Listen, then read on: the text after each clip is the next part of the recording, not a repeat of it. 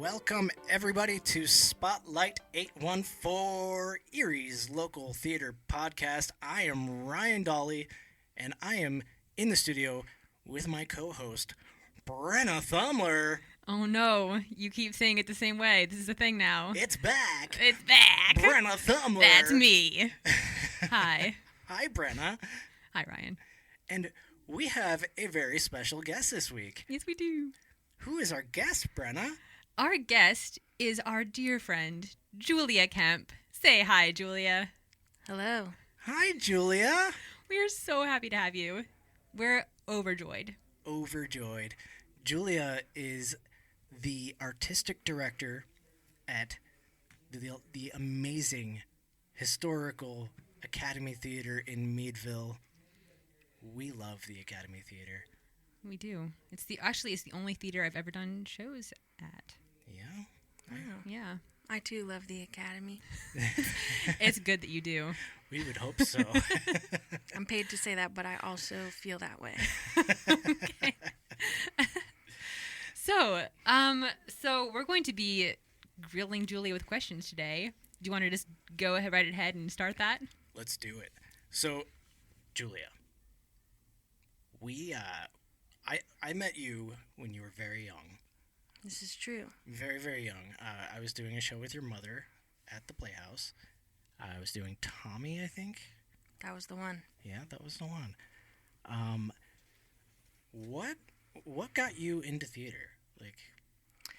Well, I definitely grew up in a theater household. My parents were both local actors, very active at the Erie Playhouse and the Roadhouse, especially. That was their very beloved theater. I think they might have met at the Roadhouse. At least they fell in love during a show called Night Like a Cat at the Roadhouse. And then they also did theater at the Riverside Inn for a while. So I grew up in a very theater-centric place, and I did my first show when I was 3 years old at the Erie Playhouse. It was The Wizard of Oz. I was a munchkin. I think one of the Lullaby Leagues fell ill, so I had to step up to the plate, and I became promoted to Lullaby League. That was my first show I ever did. I did not get a Lullaby League outfit, though. So I had to wear a regular munchkin outfit and do the Lullaby League dance, which, I had a problem with. But that's where it all started. And I did a lot of youth theater shows at the Erie Playhouse. And Youth eater. Yes, it's one word, which I think is cool.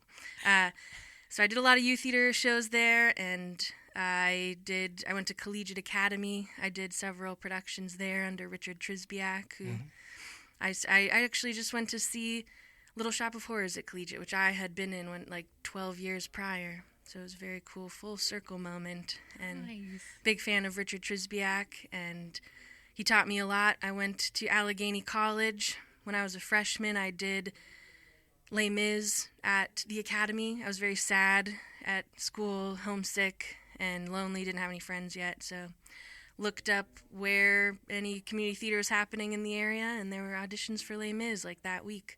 So I auditioned, and I was Eponine, and the rest is all Academy history for me. I think I did several shows a year my whole time at Allegheny, and then during my senior year, I applied to be the artistic director, and I got the job and started a week after graduation. Oh, so the Academy was your first job? Yes. Oh, wow. That's I didn't know awesome. that. That is awesome.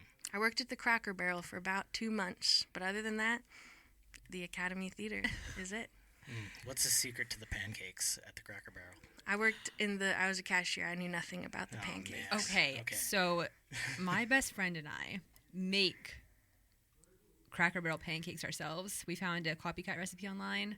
I truly believe ours are better than the Cracker Barrel pancakes. Okay. So I have the secrets. So if you want the secrets, I definitely don't. hit have me up. the- I don't have the secrets for the syrup, though. But maybe it's just because theirs is warm. Maybe that is We'll the find secret. out. We'll find out. You can Anyway. also just buy that. This you can. She was a cashier. She knows she, that. she knows how I to sold sell that you syrup. Okay, so when was that you started working at the Academy? It was 2017. I graduated in 2017, so it was May I think Okay. just the other day was my May 19th was my work anniversary. Anniversary. nice. Congratulations. So I think it's been about 6 years now. Yeah. Do you remember the first show that you did as the artistic director of the Academy? Yes, it was The Marvelous Wonderettes, actually, which okay. is a show I had done at the Riverside Inn with Brenda and Larry Evans. And so we did, I think they were going to do Forever Plaid, but they couldn't find enough men. That's a very common issue in these parts and in community theater. And so Forever Plaid is like a 4-man show, and so we switched it out for The Marvelous Wonderettes. Thought it might be easier to find 4 women, but it was very hard, actually. We could not find people that were available. But we ended up getting a good cast, and we put that show on in like a couple weeks. That was my very first show.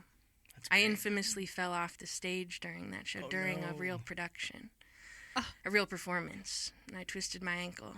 Wait, was the show able to go on? Yes. It was, there's a song in it called Mr. Lee. It was like a jukebox musical, so it's all music from the 50s, or like 60s and 70s.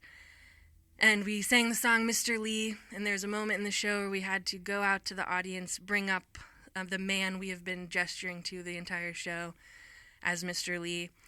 And it was actually Maddie Morgan, who you guys know, who was our Sally in Cabaret. She was very young at the time. She's like 16. She was one of the Marvelous Wonderettes. It was her job to bring up Mr. Lee, and she couldn't get him up. He was being stubborn. And I was like, Maddie is going to need some backup. And I was like mad at this guy. And so I walked to go down the stairs, and I was not paying attention. I simply stepped off of the stage. Oh, no. Okay, wait. So is this just some random audience member, or is this Yes. part of... Okay.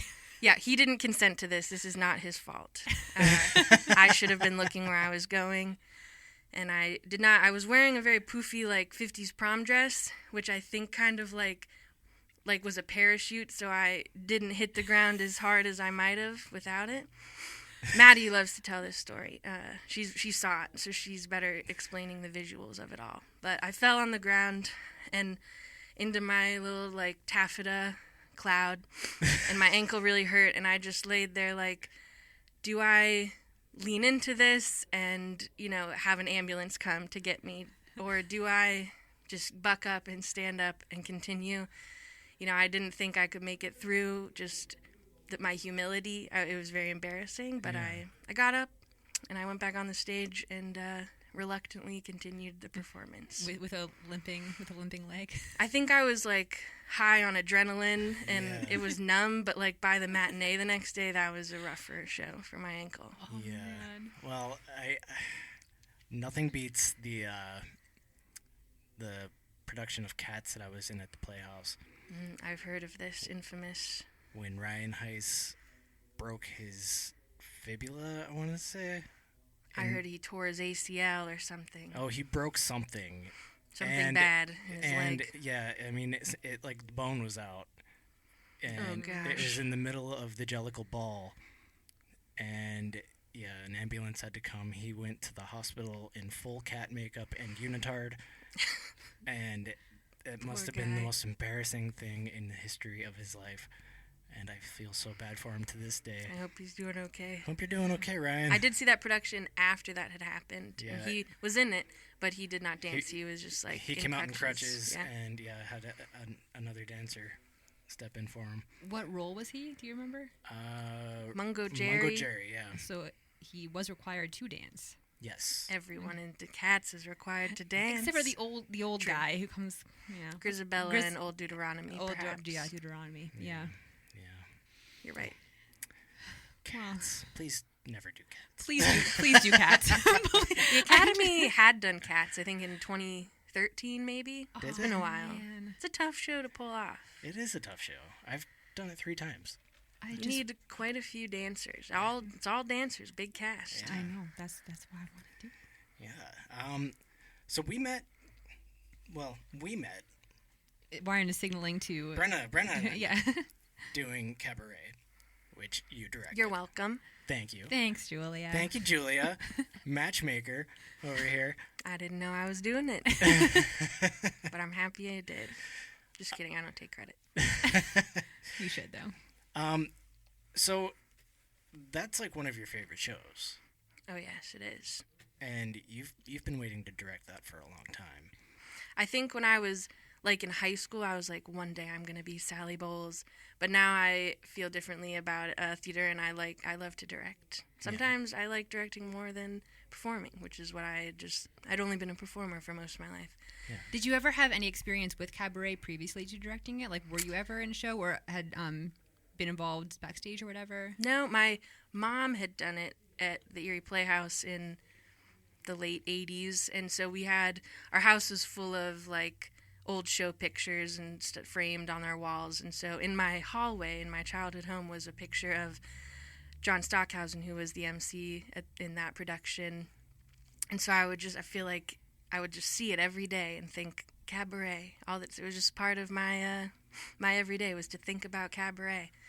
And so that was really the only connection I had to it. I just listened to it and watched bootlegs of it on YouTube, and have just always loved it. Yeah. What was it like directing a show that, like, meant so much to you? It just is fun, and it doesn't feel like labor at all. Yeah. And it's so nice to look forward to every rehearsal and look forward to planning out every rehearsal and choreographing, and so it was just fun. Because you had to pretty much do it all. You directed, you were choreographed, you did costumes. That's true. Yeah. It's true. Which sometimes helps, and it's a lot of work, and I'm very pro having a team for sure and collaboration, but there is the bright side of that is that it is cohesive vision. and but I much prefer having a team, that's for sure. So anyone out there that's interested in getting involved, please let us know. But Go help Julia, people. Yes, please. Yeah, that show was so much fun to do. it was so, for the most part, it was pretty stress-free, which is rare. I feel like there's always a panic, and I didn't feel much of that. I will say that with my schedule, it's hard to do a lot of theater, and sometimes I question whether or not I should be doing it. But ever since I've done Cabaret with you, Julia, all I want to do is ignore my work and do theater all the time. I want people to drop everything and do and Academy it's shows. All for you, because you're so good at what you do, and you're so fun to work with, and you're so. I don't know how you stay so calm. I don't understand. It just bubbles inside of me. Yeah, is what it does. Well, we appreciate that, and we feel bad. Thank you, but that means a lot to me. I really, I am very proud of the shows that we put on, and that matters a lot. That we have a good reputation, but I also it's so important to me that people have fun doing them, and that our volunteers are happy to be there and don't dread coming or dread signing up, because it's community theater, and so it's for almost everyone involved, it's their hobby, and I want everyone to have a good time and feel welcome and loved and cared for and have fun. Yeah. And I feel like that shows when you can tell everyone's having a good time on the stage, right? And that just makes it a better show to watch. It's important to the show, yeah. Absolutely, and for somebody like me, it's a 45-minute drive to go out there and do it, and it's so worth it for me to do that. I know a lot of people would not be willing to drive 45 minutes every night to go back and forth. It's true. And rehearse, but it's so worth it for me. You I'm go glad. out there and you get to have a great time with great people and put on an amazing show and work with amazing people like you, and it's great. Yeah, So, I was in Meadville, so my drive used to be 5 minutes to the Right, academy, right. and now it's 40 minutes, and it makes no difference to me. yeah. Well, that's good. I actually lived in Erie the first 2 years I worked at the academy, so I made that commute every day, sometimes at 5 in the morning, going home after a late night. But it was worth it for me too. But I do recognize that is a tough commute. Yeah. But I hope it is worth it for everyone. I'm glad you guys said that. It for certainly sure. is for us. Yeah, so if you out there are considering doing a show at the academy and are like, no, I don't know, it seems like a long drive. I hate driving. I hate it. I never once hated the drive down to rehearse for Cabaret. It was always something to look forward to. So there's do enough it. is you can carpool. Exactly. Yeah. Yeah. And I did it in the winter, and it's not that bad. I was worried about that this past February and January because it can't get bad. But really, we were blessed with few snowstorms It's this a year. pretty mild winter. Yeah. And summer drives are great. Yeah, they're great. Speaking of summer, we got one more show coming up this season. We'll talk about that after the break. But before we go on the break, we're going to talk about the upcoming season. Starting this fall. Yep. So, the first show of the season in October is Young Frankenstein. Yes. Yeah. I love that show. I love it. It's very funny. Mel Brooks. Love Mel Brooks. Yes, it's ridiculous. I also love Mel Brooks, and I still have to watch the movie. We mentioned this last episode, and we were planning on watching it, and then we didn't. Yeah, we will, though. We will. I know. I love Dracula Dead and Loving It. Okay. One of my favorite Halloween movies. So I'm very excited to see Young Frankenstein, but even more so the musical. Yeah. Yeah. So it's fantastic. Julia, would you like to talk briefly about what Young Frankenstein is? Yes, I would. Good, thank you. So Young Frankenstein is a musical by Mel Brooks based off of the movie from 1974, which was directed by Mel Brooks, starring Gene Wilder.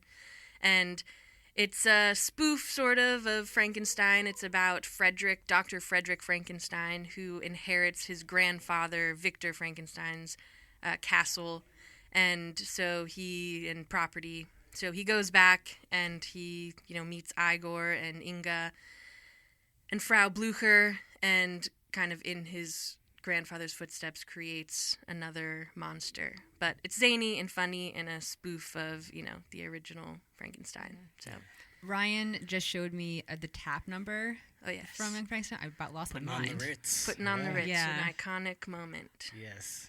I've been waiting to go back to tapping ever since. What was, I guess, Shrek. Yeah. Yes, Shrek was the the last rats. time. Yeah, the rat dance, which I love. That was so fun to do. It was a great dance. Yeah.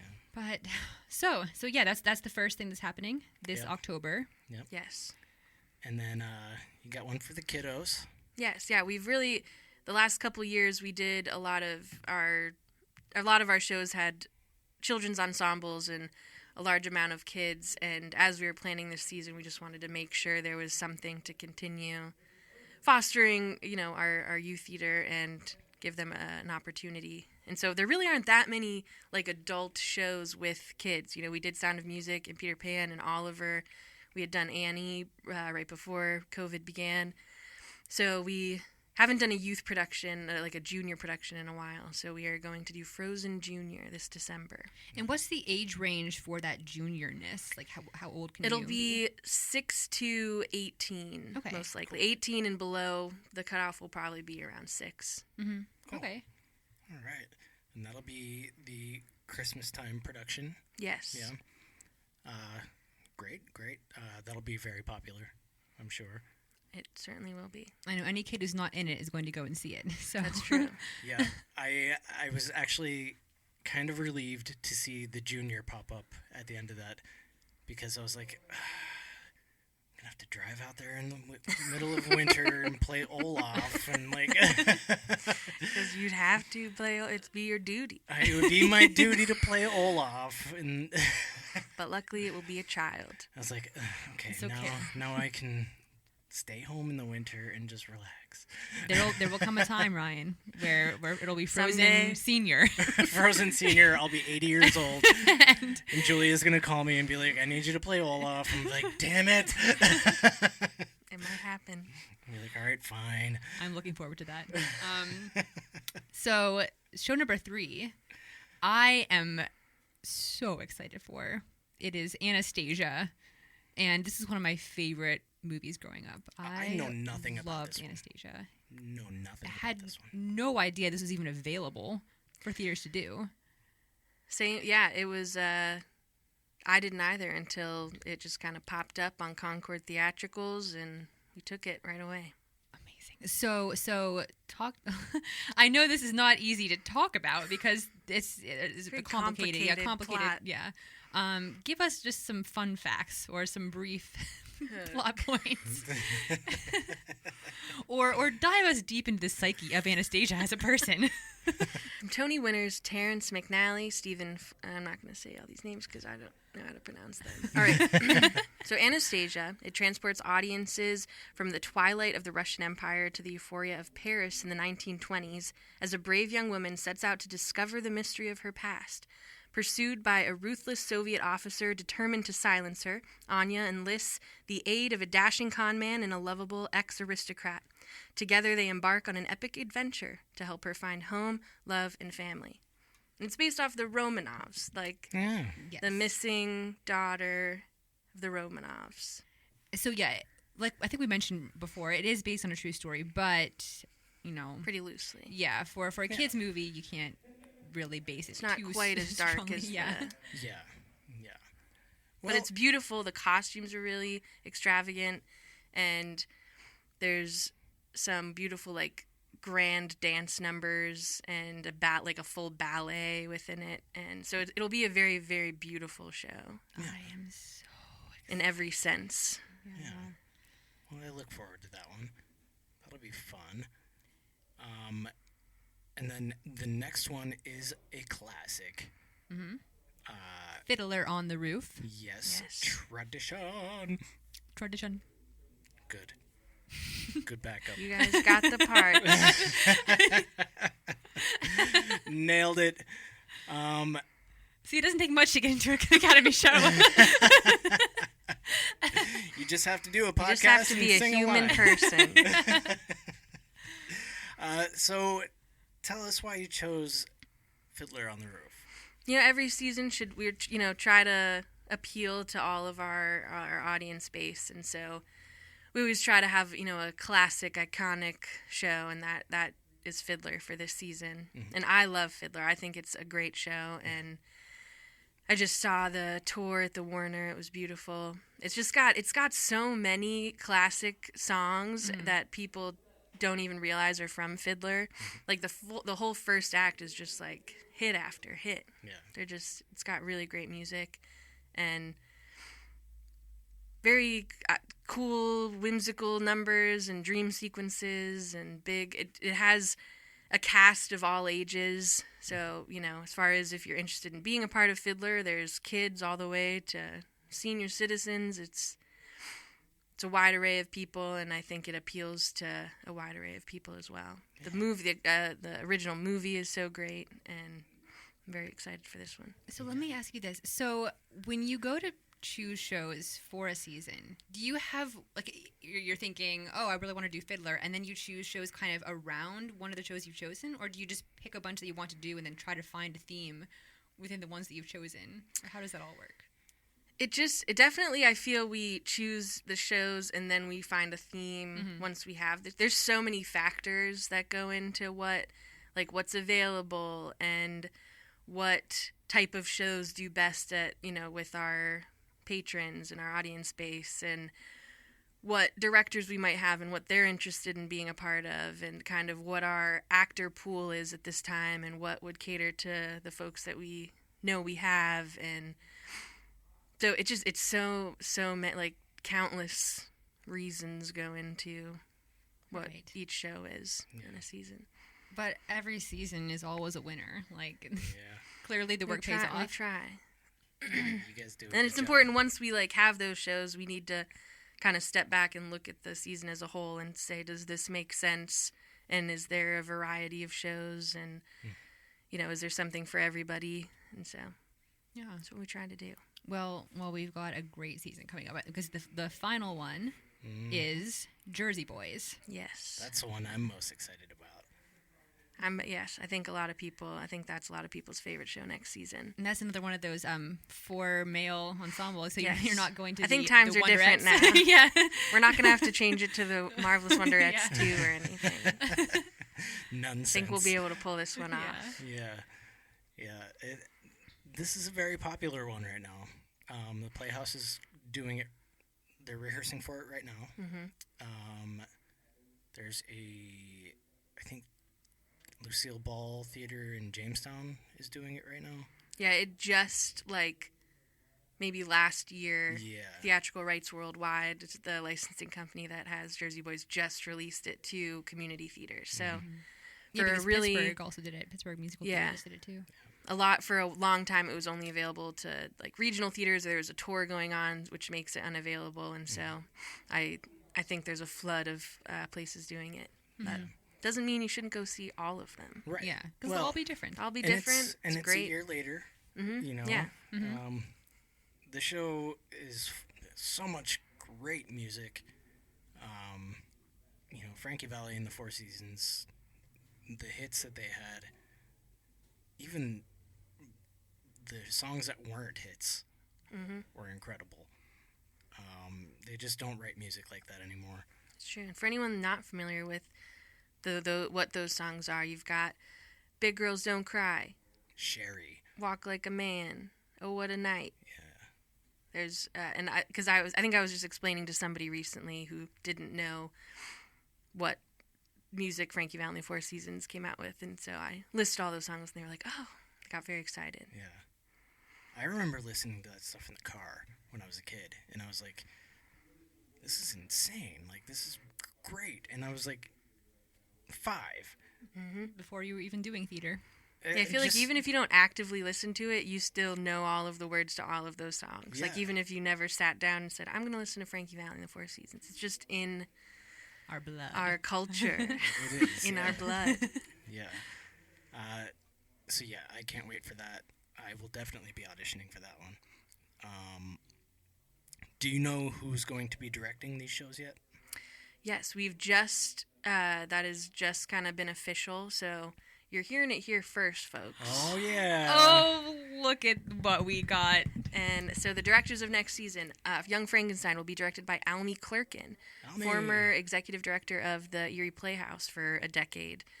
She just stage managed Sound of Music with her husband, Sean Clerkin, who directed Sound of Music. So she will be doing Young Frankenstein. She directed the producers at the Erie Playhouse a while back, and Which was knows how to hilarious. handle a Mel Brooks musical, that's for sure. Yeah. Then Frozen Jr. will be directed by Shannon Ordakowski, who is the drama teacher at Northwestern High School and has directed countless shows at the middle school in Albion as well as Northwestern High School. She'll be taking on Frozen Jr. Anastasia will be directed by Sean Clerkin, who just did Sound of Music, a very well-known figure in the Erie theater scene, was the head of the theater department at Gannon for many years. I think, was he your professor, Ryan? Yes, he was. And a very talented performer, very well known as a performer at the Erie Playhouse and other theaters in the area. He's currently active at the Barrow Civic Theater. He's also on the board at the Academy, and so he's great. He'll be doing Anastasia. He's a big fan, loves the music. Then Fiddler on the Roof will be directed by yours truly, Julia. my favorite show next season. See, I wasn't sure if I was going to do Fiddler, and now that Julia's directing, I might have to. That's what I like to hear. Yeah. Same. And then finally, Jersey Boys will be directed by our friend Ted Watts Jr., who is just, he's he grew up in the Meadville area, and his father, Ted Watts Sr., was one of the original board members at the Academy, and so Ted's been a part of the Academy almost, his whole life, pretty much, and he was gone for a while, lived in New York and Pittsburgh and LA and various places, and he came back the last couple years and has been very active again at the Academy. We love having him back, so he'll be taking on Jersey Boys. Nice. It's awesome to hear. Yeah. Some new names in there. Right. And we love to hear that. That's great. So on that note, we are going to take a break. You guys heard that here first. So thank you, Julia, for that new little nugget of information. Oh, yes. And taking a little intermission here, and we will be right back.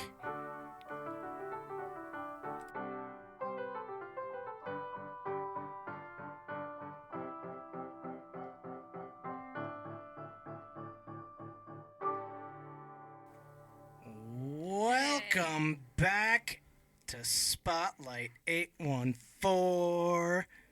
We are live in the studio with Julia Kemp from the Academy Theater. Hi, Julia. Hi, Julia. Hello, Facebook.com. Facebook.com. I'm Ryan Lewis. Hey, that's Brenna Thumler. Hey. Brenna Thumler. Thumbler. I don't know why. Every single time. I just get like really Australian on you. I actually don't hate that. Yeah, I don't know. I don't hate the Aussies. Aussie. Oi, oi, oi. Julia, you guys are holding auditions for Rent. The last show of the season, and that is on Sunday. Which is tomorrow. Tomorrow. We've got about 25 hours 25 until hours. auditions begin. 25 hours and 13 minutes you have to prepare. That means it's at 2 o'clock tomorrow. That's right. And so what are the details? Yes, Talk so we're doing Rent, our grand finale of our perfectly marvelous 2022-23 season.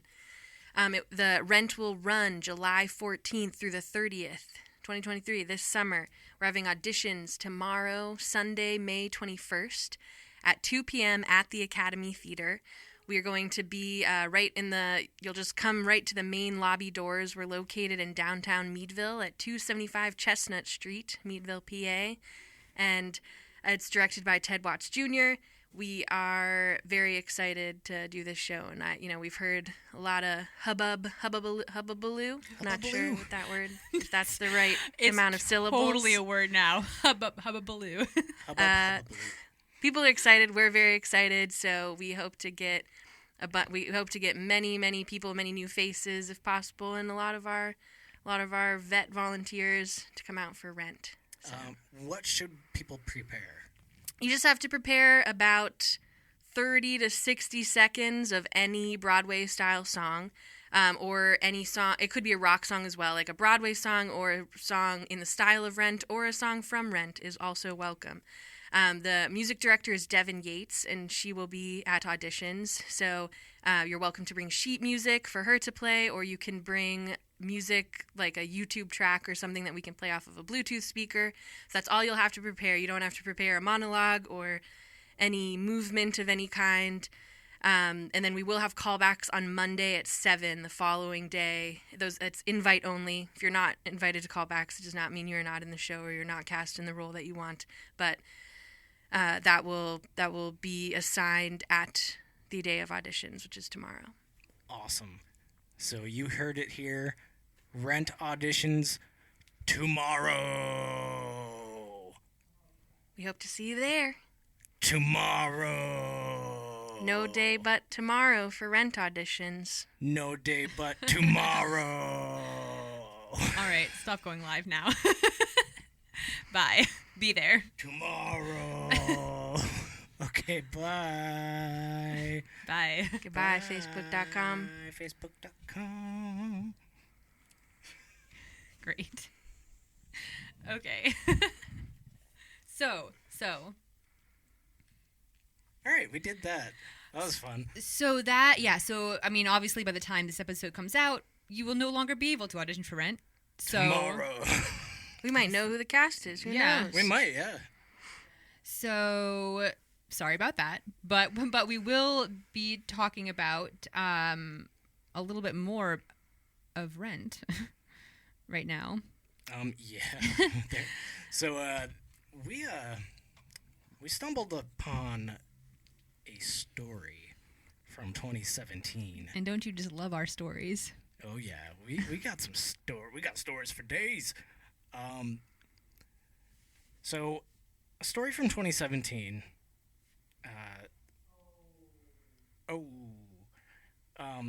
Sorry. So this girl posted on Twitter, and it said, "The other day, a bartender told me his high school did a performance of Rent where they couldn't say AIDS, so all the characters had diabetes." I've heard of this infamous production as well.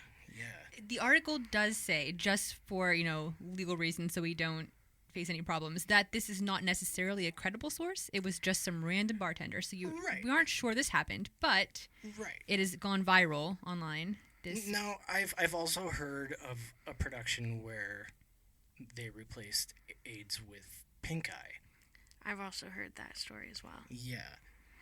So, which just seem too ridiculous to be true, but I hope they are true. Right. I mean, I really do. I mean, if Roger's girlfriend killed herself because she had pink eye, she could have just waited a couple days. I know. You can't. I mean, you can't die from pink eye, right? I feel like there's a different illness they could have come up with. I know. That it's not so life-threatening. It can't be real, but I hope it is again. But my favorite response to the tweet is this one with the lyrics. It's Roger's line, and it goes, "Excuse me if I'm off track, but if you're so wise, then tell me, why do you need snacks?"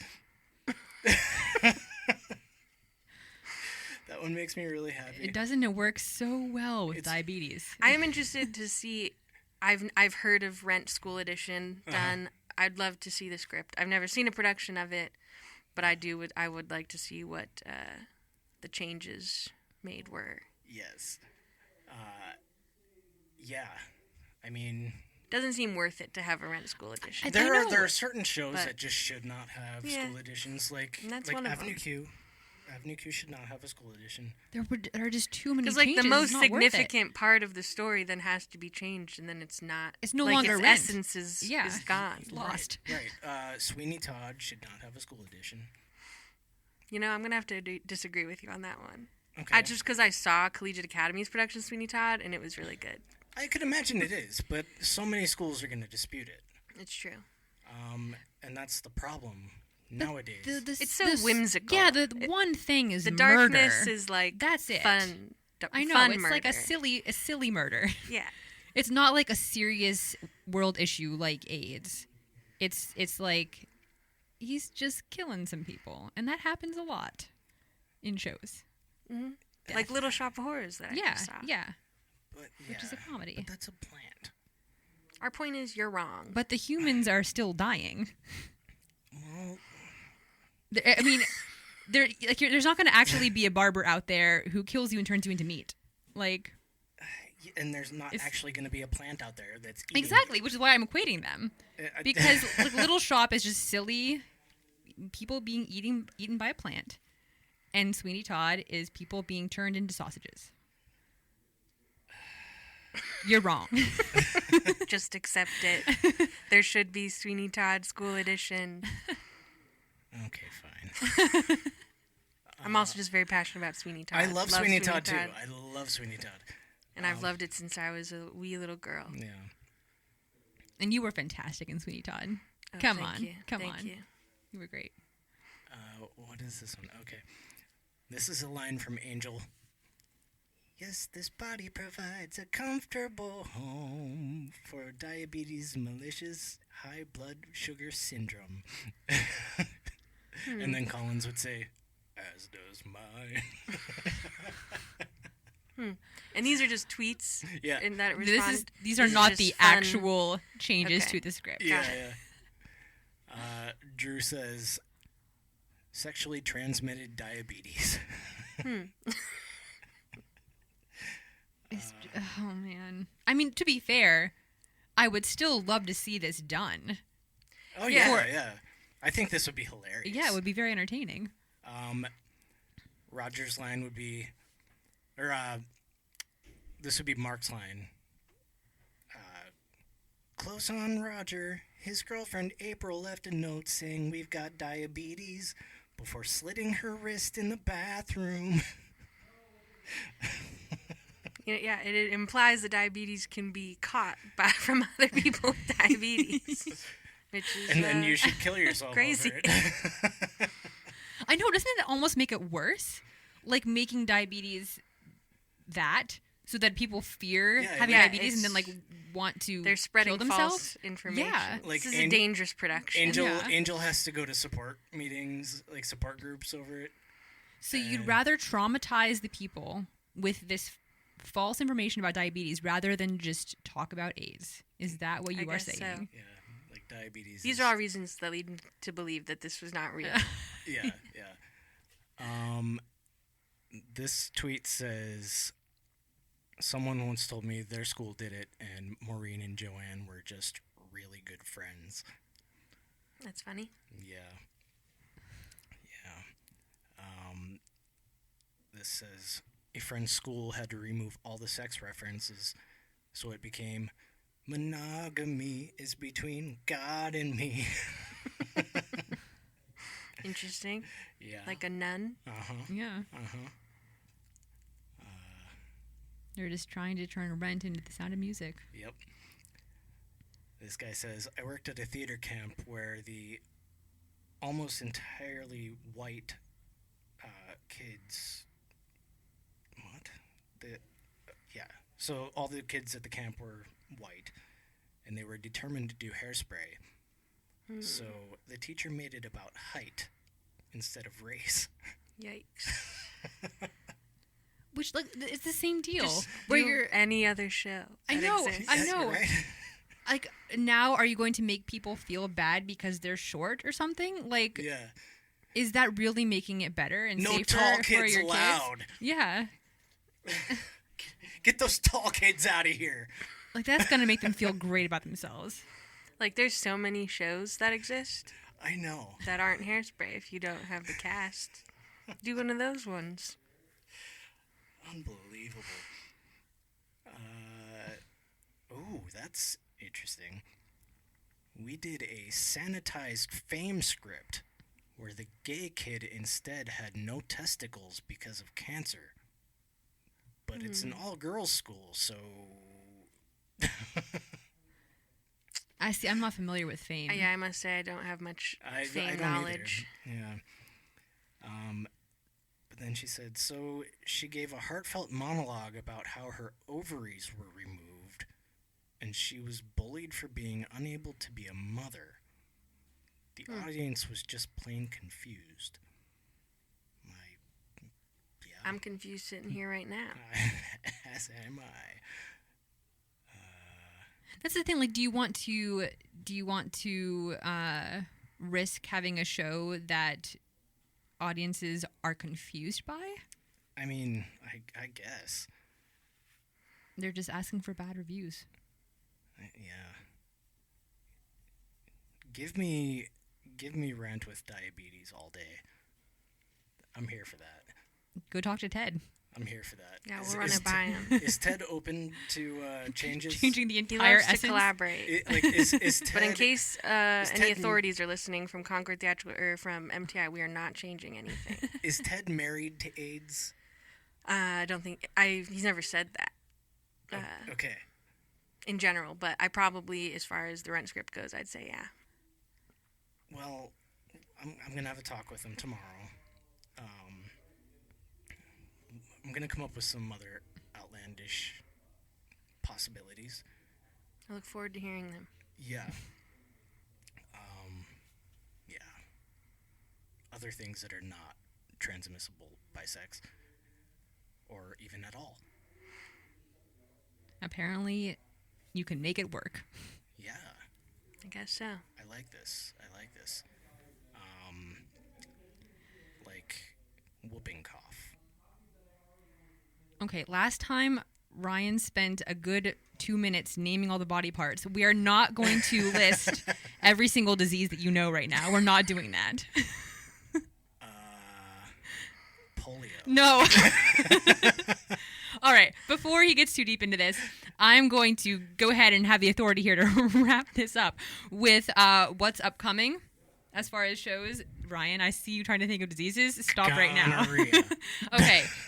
So, unfortunately, Heather's at MCT has been postponed because of a COVID outbreak. COVID. So, and that happened to Strikes us. again. Yeah, that happened to us when we were doing Cabaret, and it was heartbreaking. I was legitimately depressed. So our hearts go out to everyone in MCT. You guys have been working so hard, and we hope that you guys can postpone those shows to another time. But listeners, stay on the lookout for the postponed shows. Drama Shop has Kingdom Come opening June 9th, and that runs through the 25th. Station Dinner Theater has Savannah Sipping Society, and our good friend Amanda Hill was talking about that in that last episode. And that's running June 3rd through 17th. And then Midsummer Night's Dream, also through MCT, will be at the Goodell Gardens in Edinburgh from June 2nd through the 4th. And I think that's just about it. That's everything happening right now. What if everybody in Rent had dementia? Ryan!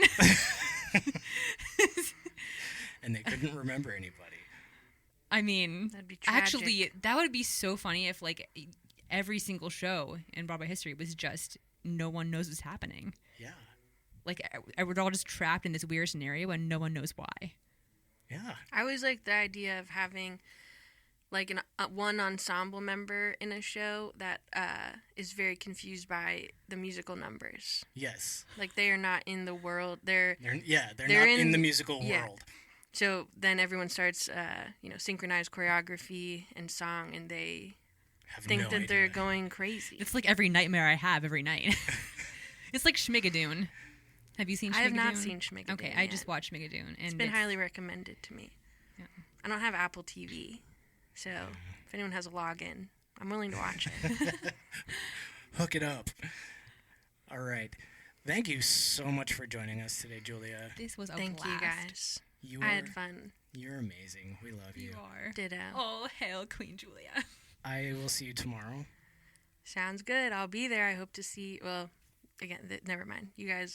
Too Rent late. auditions will be over by the time you hear this. Yeah, I'll see you tomorrow, which is like whenever you guys listen, it'll be days. Ryan will before. see Julia a few days ago. I'll see you a few days ago, It Julia. was great seeing you a few days ago.